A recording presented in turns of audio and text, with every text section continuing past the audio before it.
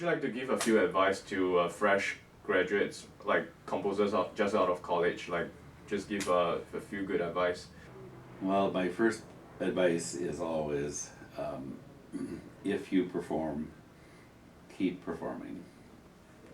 So, so I think that it's, and when I was at that point, it was like two different worlds. There were performers and there were composers, and they never mixed in the sense of being the same people. Whereas during Mozart's time, everybody was a performer and a composer. I see. So I was an oddball because I was active as a flutist, and at a certain point, composing became much more important to me. But for some reason, I kept playing flute. I just retired from it last year. Decided I'd had enough. But I'm so glad that I kept going, and it influenced my life as a composer so strongly.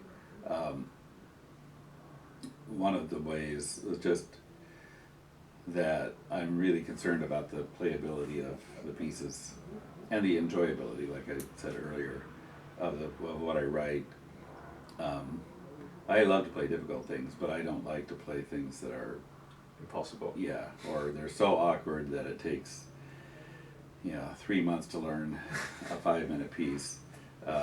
So my first piece of advice is perform if at all possible, and perform it as long as you can until you just can't stand it anymore.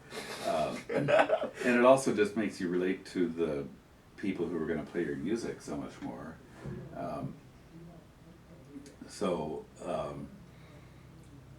I had a lot of credibility with performers. I still have, because I'm one of them.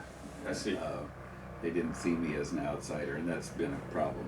So Yeah. that's a big piece of advice that I have.